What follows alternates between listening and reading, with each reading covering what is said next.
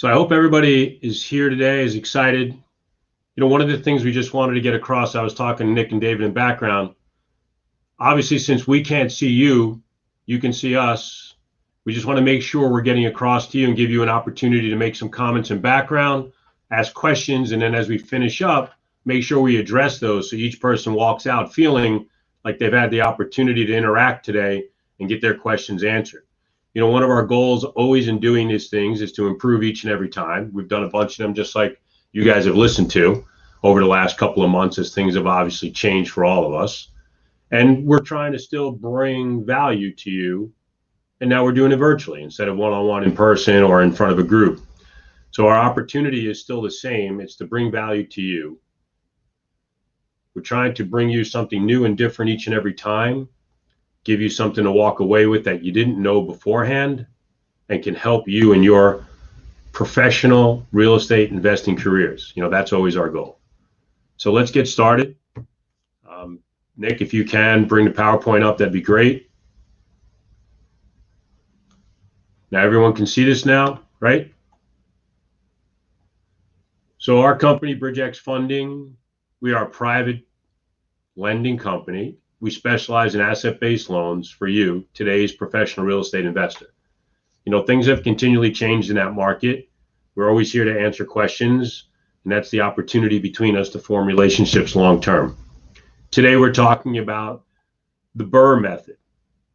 Most people that aren't professional real estate investors hear BRRRR and they think cold. Well, us as professional real estate investors, we hear BRRRR and we think there's money inside. I prefer to think of it that way. So what is this? What's the 256? So we get a lot of people who coming into this space for the first time. They maybe already own a property or two and they own them in their own names. And then they get rejected for a loan even though they have good credit and good financials. They don't understand why.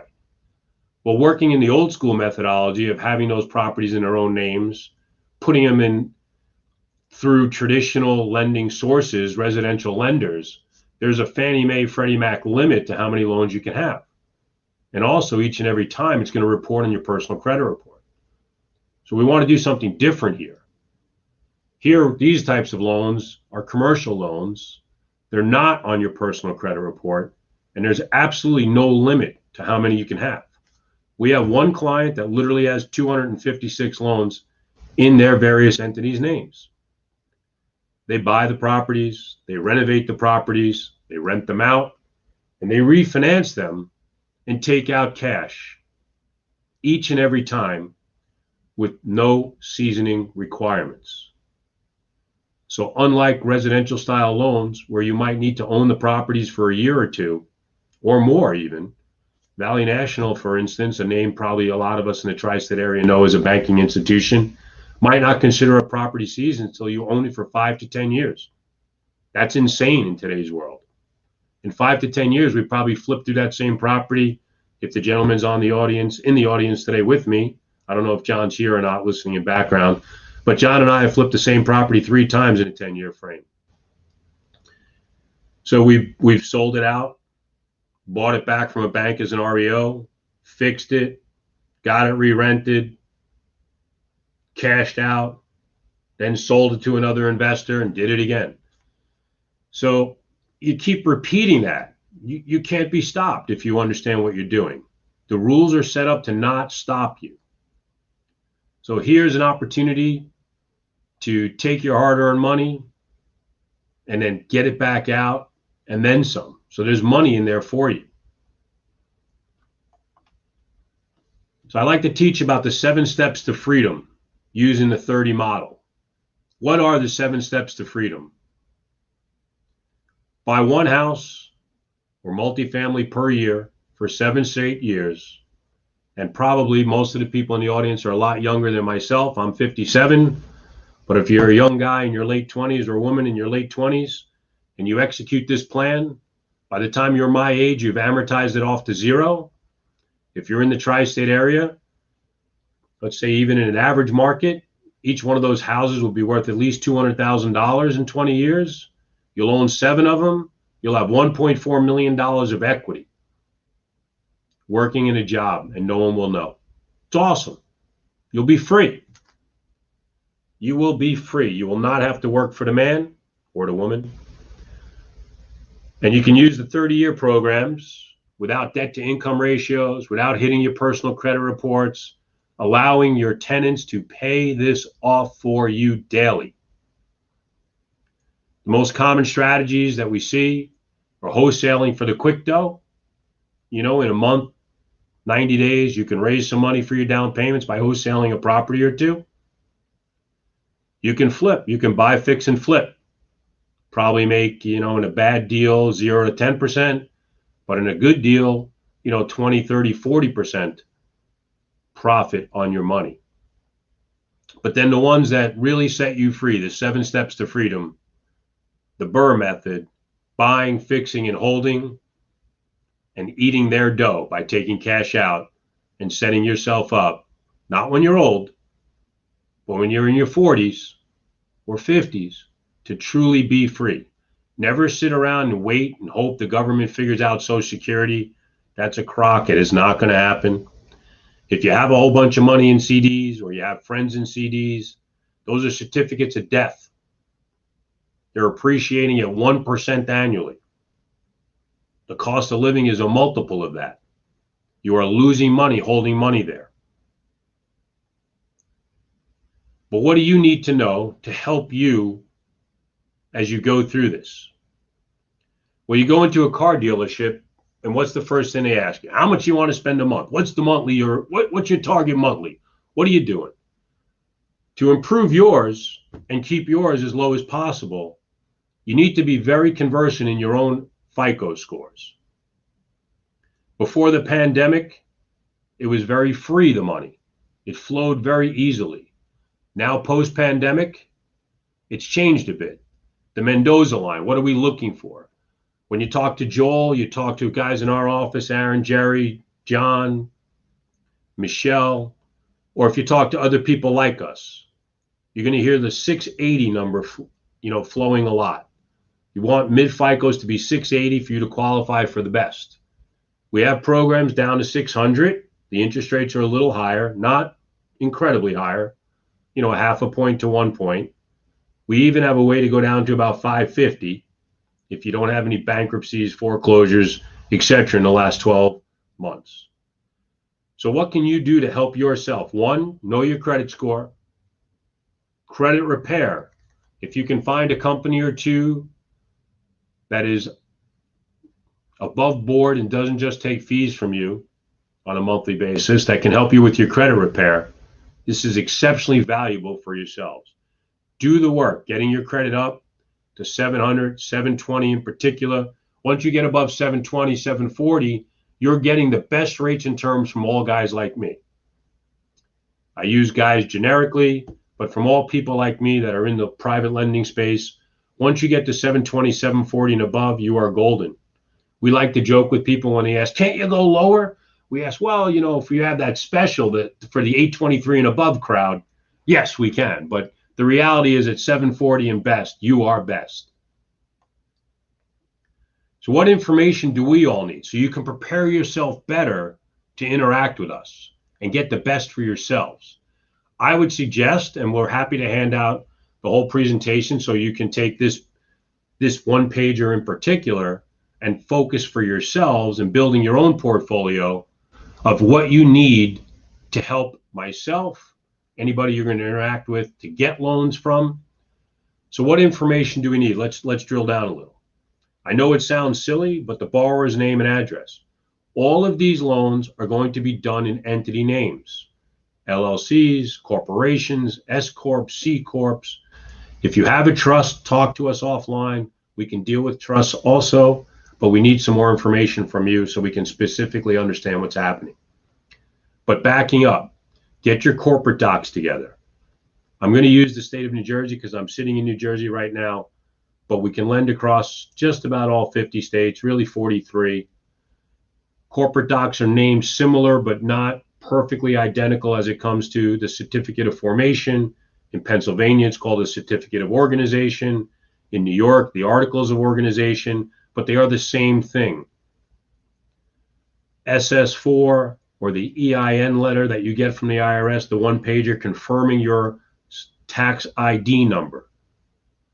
Even if you're a one-man band, a one-man LLC, we're still going to need an operating agreement. I can give you a copy of an exceptionally simple 2.5-pager. Please use it. It's accepted by every bank, every hybrid lender, every private lender. It was driven by attorney friends of mine.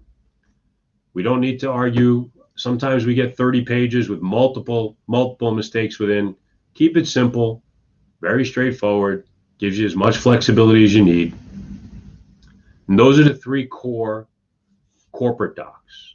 We have a set of bylaws too. If you have a corporation, we can provide for you. And then we need the guarantor of the entity's name and address. One question we're all going to ask is, do you own your property where you live, or do you rent it? The reason we're asking it is because if you own it, there's a much higher probability that you're not moving into the property that we're making a loan against. And if you rent the property that you live in as your primary, although it's not 100% sure to us that you're going to go move into the one we're going to make a loan against, it certainly increases the odds. And we're trying to make loans to non-owner occupied properties. We get applications every day. Some of them, incredibly, don't give us the subject property address. They give us your personal address. Yes, there's a space for your personal address, but we also need the subject property address. We ask for your approximate FICO score. If you have a recent, somewhat recent, within 60 or 90-day credit report from another deal you already did, give it to us. We don't want to run your credit until we know we have a deal. You don't want us to run your credit till we know we have a deal. Go on myfico.com. Give us that one-page flash. It says 725. Okay, so I know your credit's going to be at least 680. And then, what's happening? What's the purpose of the loan? Are you purchasing a property? Are you doing a straight term and rate refi? Or you're refinancing with cash out? And I reminded myself here. So one of the most common mistakes that investors make is they're fortunate enough to, in their jobs and careers, build some money and put in their bank accounts. Well, that's great. And then they use the money to buy the property. Bad mistake. Using your own money to go buy the property is a mistake. What you should do, lend the money to your entity and have the entity buy the property, right? Lend the money to your entity. As you get more sophisticated and further into the game, this will become commonplace for you. But for newer people, it's not as obvious. Lend the money, record the mortgage, even though it costs, $50, $150, depending on where you are, what county, in what state. Because when you record that mortgage, your entity has debt, has a mortgage on the property. You didn't just buy it for cash, right? Oh, I bought it for cash. Wonderful. That's great. But it hurts you because now most people are encountering the same thing. You want to do a cash out refi, you can only get 70%. But now if you've recorded that mortgage, you're doing a rate and term refi, and you're back to the 75% level, which is where you want to be. So now you've executed your cash out refi as a rate and term. And every bank will accept it. We'll harp on that a few times throughout this because it's really, really important to understand in helping yourself to get to 75% all the time on your cash outs, instead of being stuck because the program says 70%. We're going to also need the monthly rental by unit. All the appraisals, which we'll talk about in a few minutes, are going to go off market rents, not necessarily how much you're renting the property for. We need you to tell us what you think the estimated value of the property is. We need to know when you purchased it. We need to know the annual taxes. We need to know the annual insurance. What do you look like to us? This is a sheet that we use quickly from one of our credit lines to be able to determine interest rates, the points, the fees, etc. And we can tell you that in just a couple of minutes while we're interacting with you on the phone. But in the end, the moment of honesty, the moment of truth is the appraisal. So if you tell us you believe something's worth $550,000 and it appraises for $375,000, unfortunately the $375,000 rules. We spend a lot of time helping clients fight for reevaluations of their appraisals. We work to get comps. Another really good system that's out there if you're working in the single family market is a program called Red Bell Real Estate. You should write that down. You should Google it after the show today. Red Bell Real Estate. It will enable you to provide yourself reports, appraisals on your single family properties all across America in real time.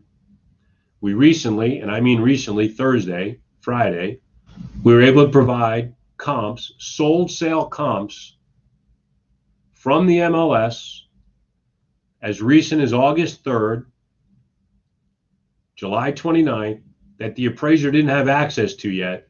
And they were literally on the same street as the property appraisal value that we were trying to dispute. They were literally on the same street. They had literally closed within the last 15 to 17 trading days. And the appraiser didn't have those comps. Red Bell Real Estate, Google it. It is getting a live feed from every MLS in America every 15 minutes.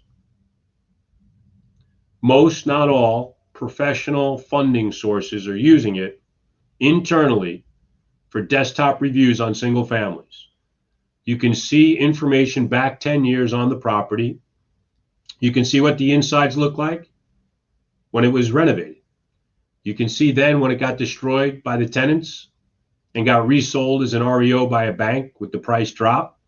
You can then see what the next person did, and etc. 10 years back. The comps will be broken out for you as short sales, bank REO, and retail market. Obviously, depending on what you're doing with your properties, you want to tailor the comps when you give them to an appraisal company based on that, showing them if it was a short sale, showing them if it was an REO, showing if it was a retail sale. This way, you have the opportunity to maximize out the values of your properties, which all gets down to the loan to value ratios that you're working with. You're trying to strive, in most cases, not all, we have people that do come to us for a 50% loan to value. They've owned the property free and clear for a long time. But that's not representative of today's most active young professional investor. These men and women are looking to constantly get 70 and 75% out against their properties. They've gone all in between purchase and renovation at 65, 70%, and they want to come back out at 70 and 75% so they can get all of their cash back out. Once again, getting back to the concept we just discussed, lend the money to your entity to make the purchase. Record the mortgage so it is debt. It is a loan from shareholders. Okay, it is a loan from the members on the balance sheet of your books. There is nothing negative about that. But when you go to get your quote cash out financing, now you are a rate and term financing at 75% of the market value, right? You're paying off 100 cents on the dollar, including the cash you put in the deal, which is exactly what you want to do.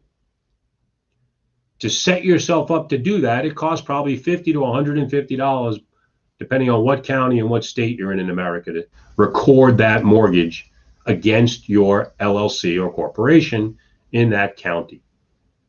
I'm happy to talk further about that offline with you and explain more of how you do that.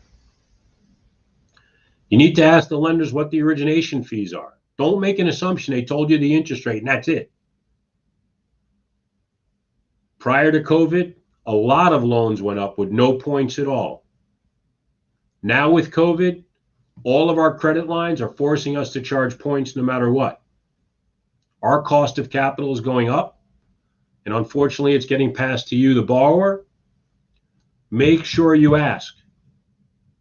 Can we do still loans with 0 points? Yes, is the answer. But the interest rates are a little higher. They'll be probably between 50 and 100 basis points higher. So if you thought you're getting a loan at 6.25 and you're willing to pay 7.25, you can probably get with no points. Can we use points to buy down the rate like we did pre-COVID? Yes, we can. What are some of the options available to you as a borrower? You can do a 5-year fixed rate. You can do a 7-year fixed rate. You can do a 10-year fixed rate. We also have a 10-year interest-only product that is fixed at the rate that it starts at. And we can do the full true 30-year fixed rate. We just did one. That rate went off at 6%. We did use a point or two. I forgot how many. It was either 1 or 2 to buy that rate down to 6% from 6.5%. And that was fixed for a full 30 years. With the 5 and 7-year arms, we can get below 6%. Those rates, you'll see them flash on our email blasts and others, probably starting at 5.5. I'd say by next week, maybe even slightly lower. But that is the flexibility in the range. You have 5, 7, and or 10-year fixed rates, all amortized for 30 years. And you also have the true 30-year fixed rate with a 30-year amortization. People ask me all the time, what about seasoning? Well, seasoning is 3 months, but it starts from the day you acquired the property, not from the day you leased it. So even if you're a good professional renovator, rehabber, buy, fix, flip person, it's still realistically going to take you 60 to 90 days to get that in position with inspections and whatnot. So essentially, when you want to come to me, you don't already have to be leased up, but you need to be preparing such that when we go to closing, you're going to have leases in place and people there to rent. I want to make sure everybody also walks away today and understanding a very important aspect of your lease. When I have the audience in front of me, I can ask for a show of hands, but how many people with the leases that they use have a subordination clause in their lease? What does that mean?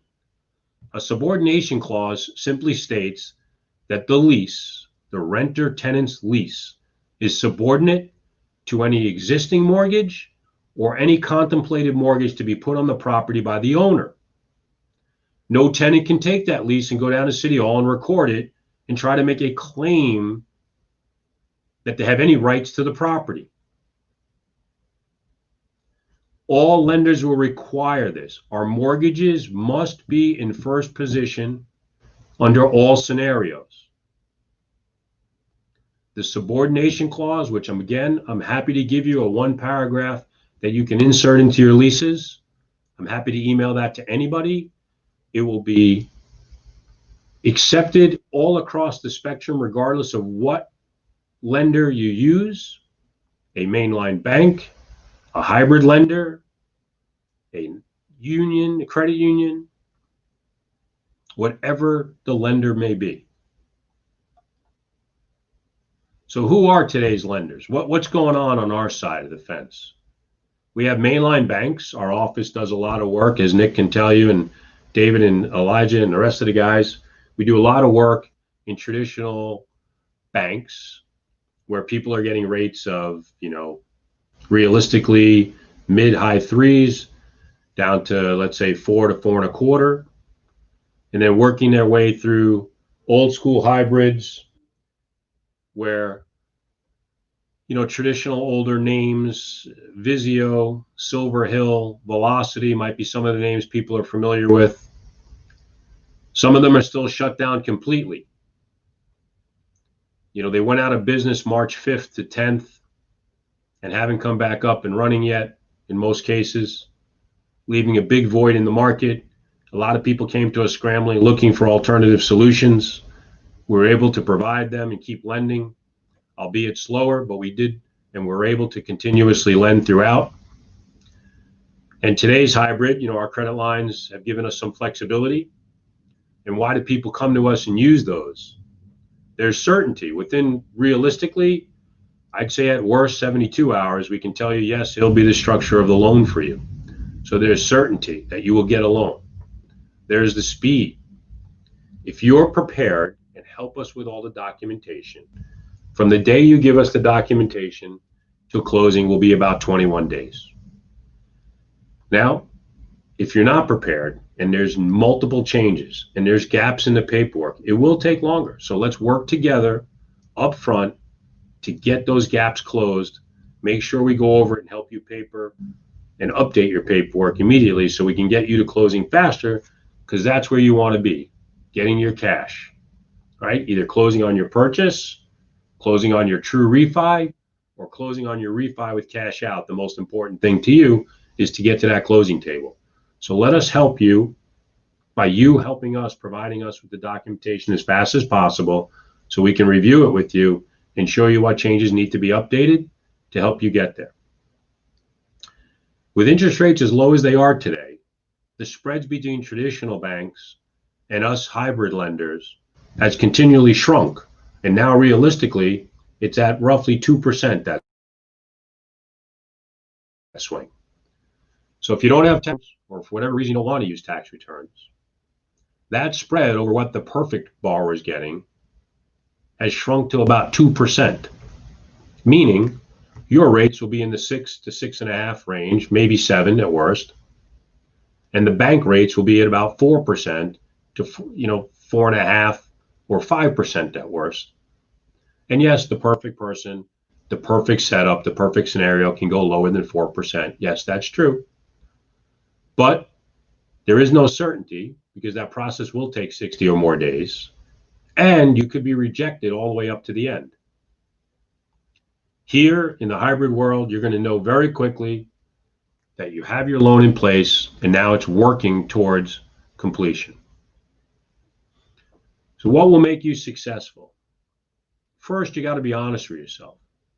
Am I telling Joel it's worth 550 and it's really going to go back at 375 and we're going to waste each other's time? Because look, we may not know each other and you may not care if you waste my time. But be honest with yourself. Do you really want to waste your own time? Because you're not getting it back. You can't fool yourself and you can't fool the system. You're going to have to get an appraisal if you want these types of loans. And the appraisal has to come back in line. So for you to be most successful, I would suggest that you create a box that you work within, meaning you become an expert in a location. You understand the loan to value ratios very well.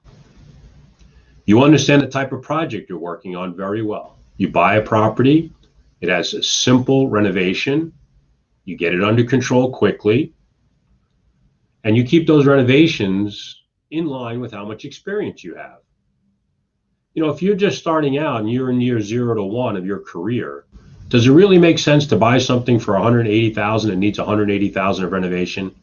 You probably don't have the experience to handle a $180,000 renovation at that moment. But certainly hiring 1 or 2 recommended by other friends in the industry, contractors, you certainly can execute the cosmetic renovation, which usually is, $40,000, $50,000, new kitchens, new bathrooms, new flooring, painting, maybe a new electric panel, things like that, a new furnace, things that are under control. You're not gutting buildings to the studs, finding, oh my God, everything is rotten, I don't know what to do. So you want to be honest with yourself and keep that under control, keep projects together that you can handle, understand the locations and values there really, really well, and then the end values really well. I'm sure some of the seasoned professionals that are on today can tell you in the markets they operate in, the zip codes, they can tell you probably within $10,000 on a $400,000 property what the value is by block in that zip code. And you want to become like them. So remember, as you're working, you need to be honest with yourself. Even as professionals, sometimes we get carried away, but you're not going to do this any faster than you can. You're not going to do it faster than you can. And especially in COVID today, A lot of building departments are cut down to probably 2 days a week. You have to schedule in. If the schedule gets missed, you have to wait again for them. So it's not going to go faster. And because it's not going to go faster, it's not going to go cheaper. Most, if not all of us, are paying for money, including myself. I pay for money to do my deals. We're not going to sell it for a better and better price. Are there bidding wars? Yes. Most of those are on single family, primary residence type properties, not on 2 to 4s that are mostly being bought for long-term cash. And interest rates, even though they're exceptionally low, are not going to go to zero. And let's talk about that for a minute. If interest rates do go to zero, what happens? You can look at the Asian models and other areas of the world, even in Europe, where interest rates are effectively zero and growth has stopped for a long, long time. In Japan, for instance, interest rates have been fluctuating around the zero mark for about 30 years. And Japanese real estate did top out. And they had to go to longer and longer term mortgages. Now we have 40-year mortgages here in America also, and 50 and 100-year mortgages that are out in other parts of the world. We don't want that to happen. Interest rates going to zero means there's zero growth happening anywhere. Zero growth can only sustain an economy for so long. It's an interesting point of flux that we're in right now. And I'm not sure, I don't think anyone is really sure what will happen. But I do know, regardless of what religion, what nationality, what creed, what color we all are, if you believe in anything, there's a Bible that matches up with that. And if you look back in that Bible, people have been renting places to live all the way through. They paid with it for crops. They paid with it for work. They paid with it with hard currency exchange. Somehow they've paid for it. Technology to date hasn't changed that yet. Will it get paid for with crypto over time? Probably. Might be. But in general, until we're truly in the Jetsons world, we are going to need a place to live till we can vanish ourselves overnight, such that we don't need a bed to sleep in. So to me, rental real estate is still building your freedom. The 7 steps to freedom: buying 1 house per year for 7 years, amortizing it off over 2025, and leaving yourself in a position to have your own retirement account built for you by tenancy, giving you options for exits or cash outs to live on for the rest of your life, not dependent on the government, not dependent on big business, not dependent on Amazon taking away your retail job, giving you the power, keeping you with the power. Understanding how to create a scenario where you can get the most cash out, using the recording of a mortgage to lend your entity money. You know, those 2 little things aren't so little in the grand scheme of things. So who am I? I know I always put up my credentials at the end, not the first slide. I like to be at the end with that. So I've been working in the real estate markets for 33 years. I bought my first investment property in 1996 when I knocked on somebody's door with a for sale by owner sign. And within 15, 20 minutes had a deal. So I've been working in the finance and real estate and construction businesses since the late 1990s. I was a proprietary options trader and a member of 6 exchanges with a 22-year clean track record with my own broker-dealer license. We traded proprietarily. So if you've seen the movie The Big Short, we helped create some of the derivative products that you see. The exchange-traded funds that you might be familiar with, we helped launch on the floors of the American Stock Exchange. In 2001, I became a partner in a New Jersey-based residential home builder. We built over 185 McMansions. You know what you see as you drive around, the brick fronts and culture stone, either 2-car front entry or 2- and 3-car side entry garages, 4 or 5 bedrooms, 2.5 or more bathrooms. We've done construction projects. We do a lot with fire restoration. Unfortunately, people still smoke in their house today.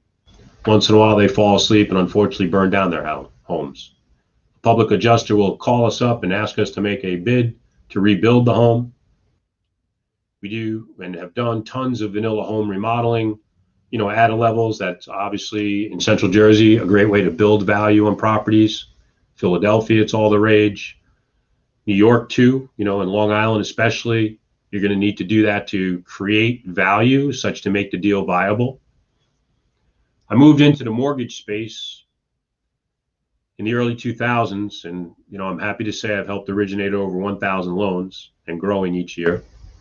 In 2013, I became a direct private lender, and during that time, we've helped fund over $350 million to date. I started flipping houses, as I mentioned, in the late 1990s, before there was Flip Anything on television. We didn't really have the resources that you all have access to ask questions, to interact with professionals who are willing to share. And these types of scenarios are fantastic tools for you to take advantage of. With Facebook, you can ask a question to audiences of thousands of people, and somebody during the day will answer and help you find something. I was a flipper since the late 90s. I've still been doing it today. And Jabbar, hopefully you're on here today. But Jabbar and I closed on something actually on Thursday the 13th in Philadelphia. So we're still active today and continue that way. Look, I appreciate everybody's interest in coming on and listening to me. It's always a great opportunity for me, through Nick's groups, to have this opportunity. I feel like I'm blessed to be able to do that. I try to share, one or two things that are new each time to help you find something new that you can bring to your toolbox. I hope we've accomplished that today. Hopefully in the comment section, you guys will give me some feedback along those lines, ask some questions. We're happy to sit, for the next half hour, or as long as you want, and answer questions for you. But we're here. Nick, David, if you could turn the questions on, let's do it. Thank you very much, everybody.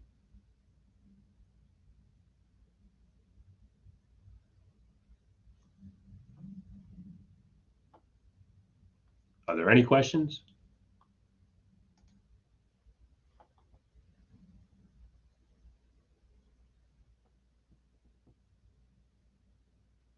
Nick, David, are you guys there?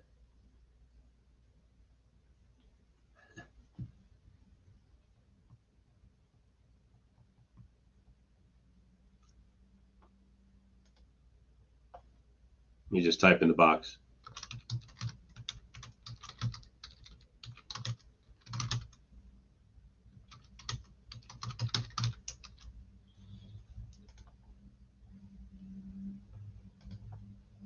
All right, good. Now we got them.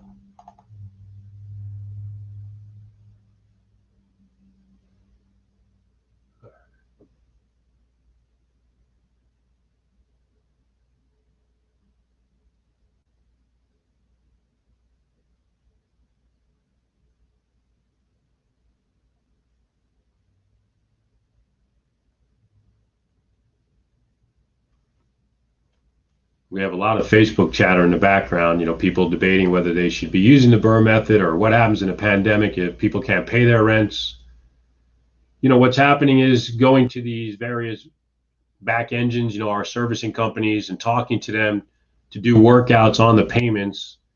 Look, we understand that for at least the first 90 days, it was an insane situation that no one had ever really dreamed of or thought of. It's very different than having one tenant who won't pay if you have a fourplex or a tri. But we need to keep you guys current. We need to keep you guys paying. So doing workouts with you, reducing the payment for, 60 days at a time, and then reevaluating every 60 days. That's a common practice of what we're doing now. We're trying to set the loans up so there are some reserves in the loans and helping you guys make those types of payments and be more successful in your loans. Do we do non-recourse lending for self-directed IRAs? That is always a stumbling block, always difficult. Not 100% impossible, though. We do have available loans, but there'll be a little less on the LTVs. So please, hit us up and ask us that. What's the name of that site again, Rajiv? It's Red Bell Real Estate. Red Bell, not Red Bull, but Red Bell Real Estate. So that's going to be a good one for everyone to explore and look at. Those reports, by the way, are now being accepted by Fannie Mae and Freddie Mac to replace appraisals under $250,000. That's not an across-the-board statement, but it is happening across the country. We are definitely willing to, share our presentations and ask questions always, obviously. We definitely can share the slides, yes. Can you elaborate on lending your entity the money? Yes, please. This is a really, really important thing for everybody. You want to maximize the dollars you can get out of your properties, right? I think we're all in agreement on that, especially as you're younger in your career. So how are you going to do that? Well, you've taken the time to set up your LLC or corporation so that you're going to buy the property into that entity. So you as the individual, the guarantor, the owner of the entity, are going to make a loan to the entity. Record that loan. It's a mortgage to the entity, just like a bank would, just like we're going to do as a hybrid lender. It's no different for you. It's the exact same thing for you. It's 100% legal. 100% legal. But now when a lender looks at you, you have debt on the property. You didn't buy it for cash anymore. No one ever dreamed that buying something for cash could cause you a problem, right? Well, the problem it causes is just a reduction in the loan to value that someone will lend to you. But now with that recorded mortgage there, even if you are the mortgage holder as an individual, you are now creating an environment where you're a rate and term refinance. And thus, we can all do 75% of the loan to value for you. That's very powerful. That last 5% is usually the difference between making the deal a great one and being okay.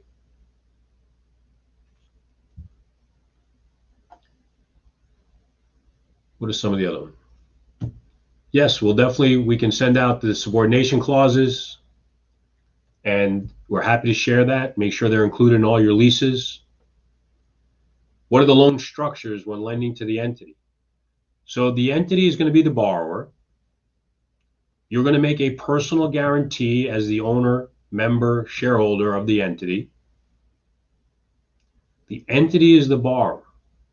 So the concepts that a lot of you start out encountering, this DTI thing, right? The acronym DTI, debt to income ratio, we don't care about. Do we care about debt to income ratios? No. What we do care about, can the property support the debt comfortably?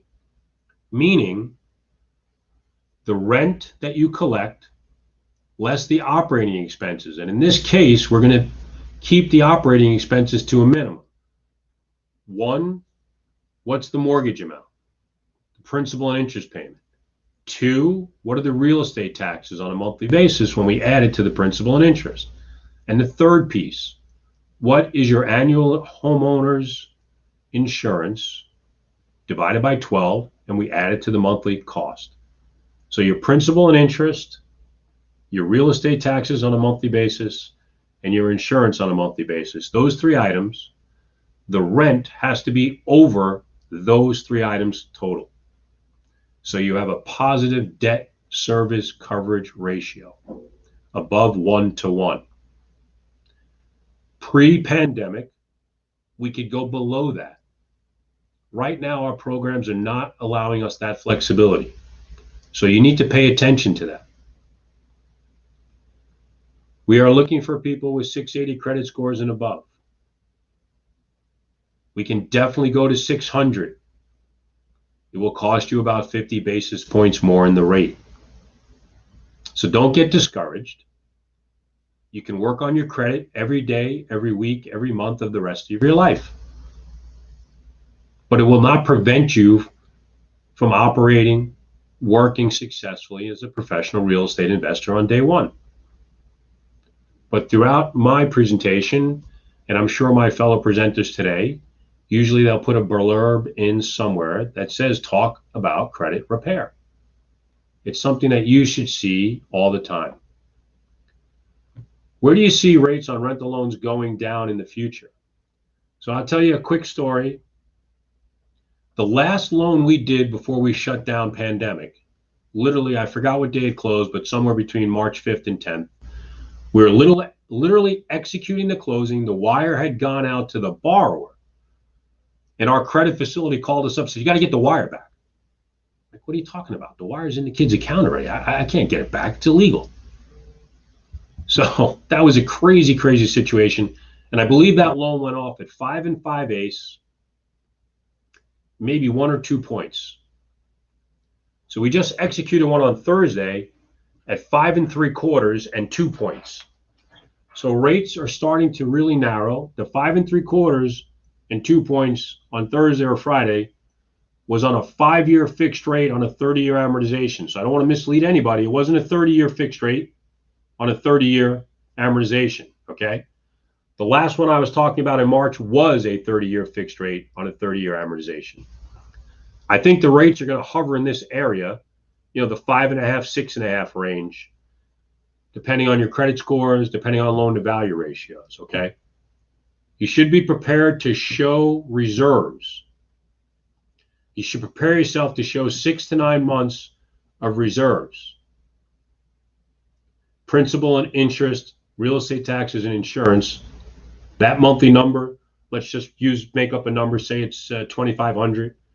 Times that by 6, you should have that in your account. I'm having trouble connecting to the internet. Take a look at the help section in your Sorry, Alexa just chimed in the background. They're always listening. Any thoughts on Irvington, Patterson, or Orange for renovations, for possibly buying old Section 8 tenants? Would you help fund this kind of project? Yes, is the answer. I've been buying personally Section 8 properties since the late 1990s. I would continue today. It's a government program. If you want to be in politics, you are not going to be able to turn your back on the Section 8 program. Why?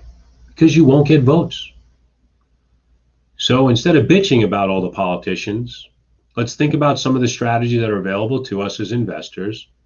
Plug into the ones that won't go away, like using Section 8. And by the way, Section 8 is used in all towns, not just the harder towns. A couple of years ago, somebody called me up one day on an Irvington property, and I was a little surprised by the new value. Yes, because what I had bought as a 6-unit in Irvington at $240,000 was now trading as a 2 and a 3. And the 3s now are appraising for 380, 370, 420. But when you look at it, Irvington, Patterson, some of our friends have done an amazing job in Patterson building out gigantic portfolios, and now have reaped the benefits of it. The oranges, east, west, Orange itself, all hold opportunities. We definitely believe in the Section 8 program. We like that program. There are other programs available also, which will prepay the rent for a whole year from New York City as people relocate out to New Jersey. That's an awesome program also. What's the minimum amount we lend? Boy, we sometimes almost hate to answer that question, but we're actually doing deals in Cleveland at insanely low. We boot bundle them, but we're doing properties at $35,000. Try to keep the loans to a minimum of $55,000. All right, but we can bundle, we can do blankets. Are all of our loans offers with fixed rates, or are the loans that have variable rates for longer term? So we're really lending fixed rates for 5-year periods, 7-year periods, 10-year periods, 10-year interest only fixed rate, and a true 30-year fixed rate. After the 5, the 7, or 10-year period is up, the rate will reset annually. In general, it cannot bump up more than 2% per year, after which And it's usually capped at 5 or 6% increase over the initial rate for the life of the loan.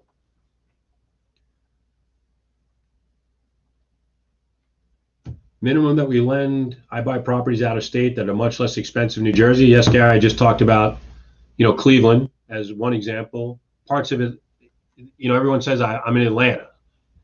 Similar to LA, if you're within 200 miles of Atlanta, you're in Atlanta. So yes, we do deal with that as well.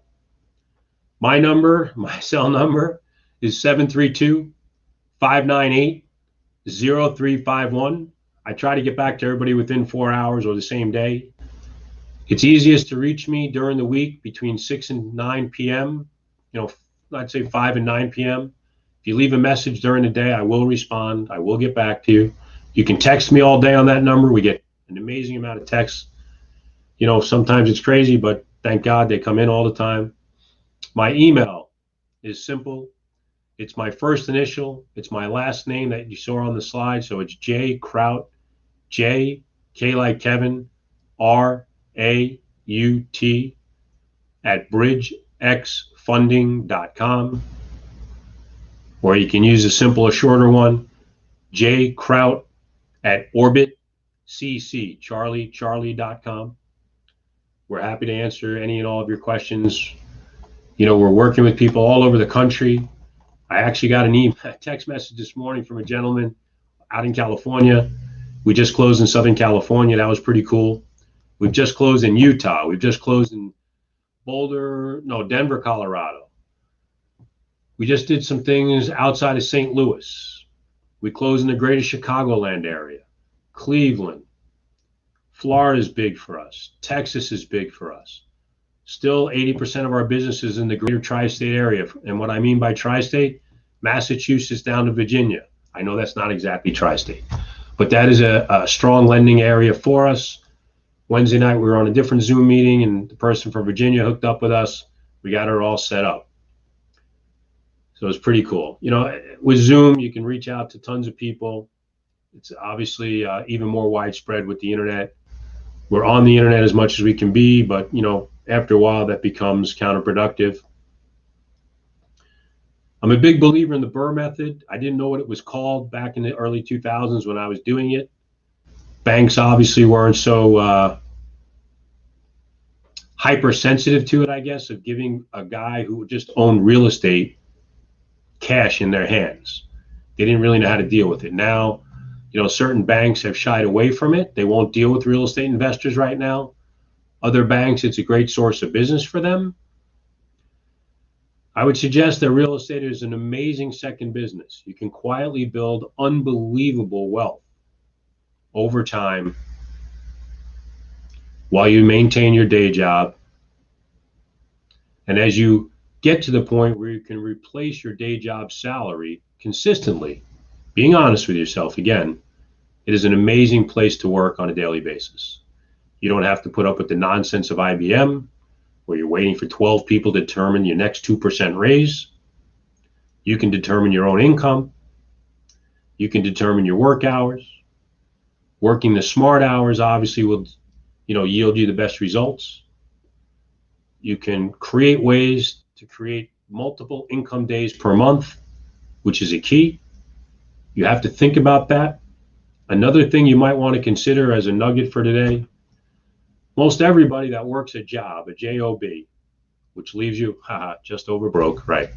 But they get paid the 1st and the 15th or something equivalent to it every 2 weeks.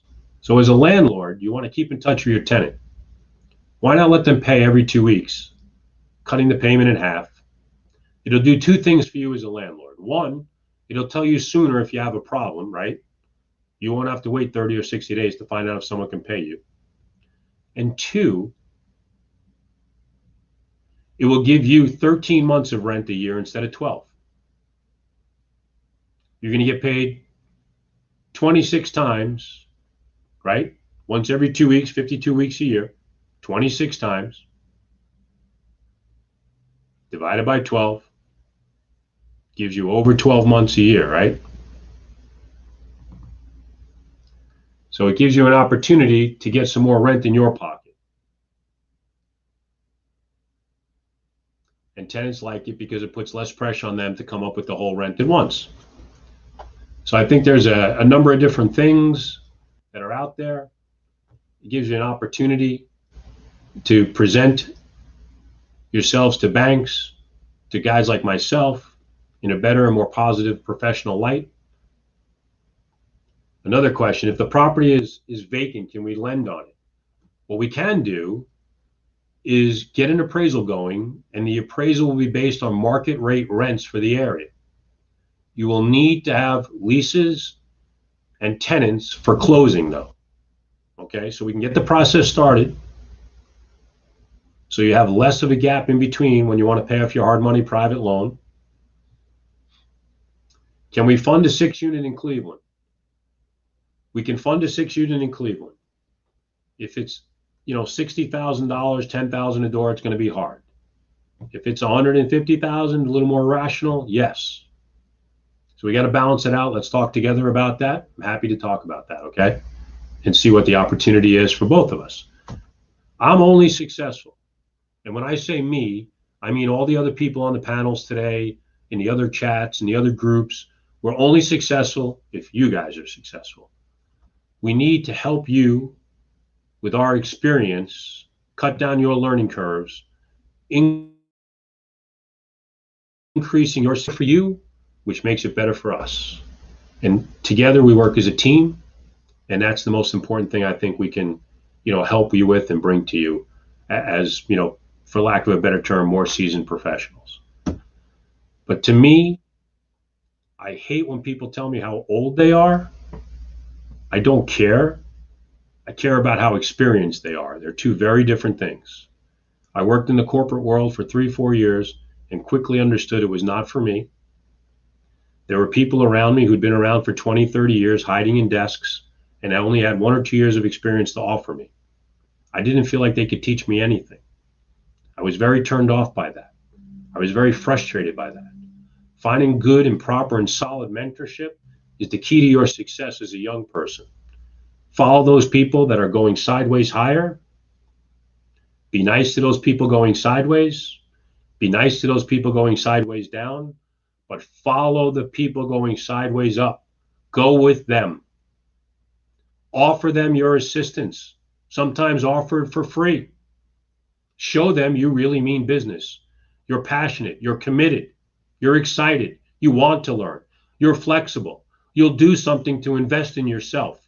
Because if you show that, then other people will invest in you. That's some of the best advice I can give you, especially in the real estate markets. Look, I appreciate everybody's time today. Hopefully we've answered a bunch of questions. Hopefully we've given you 1 or 2 things to help you improve upon your own existing business and or where you're going with your business. It's always a great opportunity again for us to be here with all of you. I truly appreciate the opportunity. We look forward to the next one. Hopefully we can do some in person soon, because I missed the opportunity to have my Kanye West and Eminem music on in the background, which I love to have, to get the vibe going in the room. Hope everybody has a great day. The weather will hold out today. You get to the beach with your family, your loved ones, your girlfriend, boyfriend, what have you. Have some fun. Real estate should be fun all the time. It's not always going to be pretty. There's a lot of ups and downs, but we're here to help with everybody. Have a great day, man. Bye-bye.